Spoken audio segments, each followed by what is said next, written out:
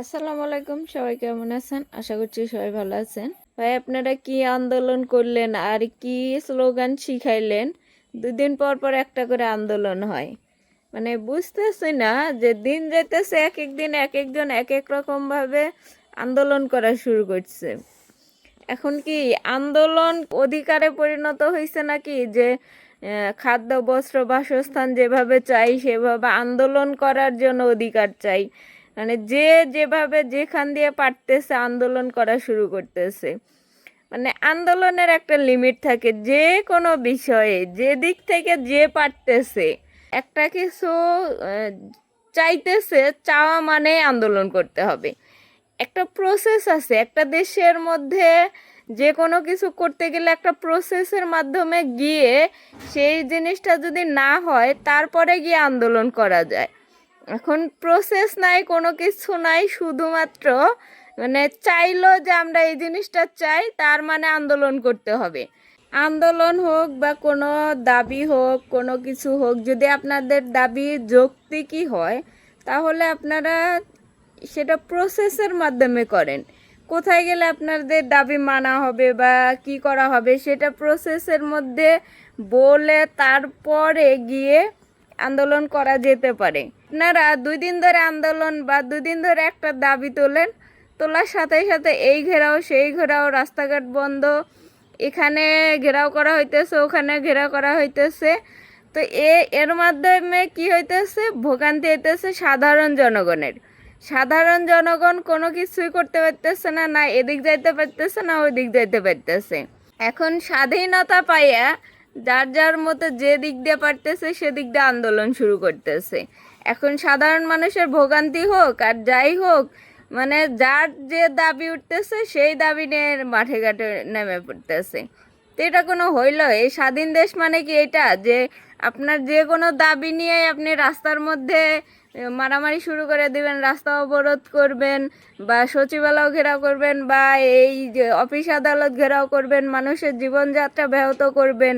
এমনিতেও তো ঢাকা শহরে যে যানজট, তার মধ্যে তো বের হওয়াই যায় না, তার উপর যদি এরকম আন্দোলন আপনারা করতেই থাকেন এবং রাস্তাঘাট ব্লক করতেই থাকেন, তাইলে সাধারণ মানুষ যাবে কোথায়? আন্দোলন আপনাদের যে কোনো দাবি দেওয়া থাকে সেগুলো নিয়ে যৌক্তিকভাবে যেখানে প্রসেসিংয়ের মাধ্যমে করা হবে সেখানে আগে জানান। জানানোর পরে মানুষ একটা দাবি করার পরে হয়তো 6 মাসও যায় সেই দাবিটার পিছনে ঘুরতে, তারপরে গিয়ে না অতিষ্ঠ হয়ে আন্দোলন শুরু করে। আর এখন নিয়মটা এমন হয়েছে যে কোনো কিছু না, আজকে একটা দাবি উঠছে তার মানে আন্দোলন করতে হবে, সচিবালয় ঘেরাও করো, এই ঘেরাও করো, সেই ঘেরাও করো, রাজু ভাস্কর্যে যাও, যেখানে খুশি যাও, আন্দোলন করতে হবে।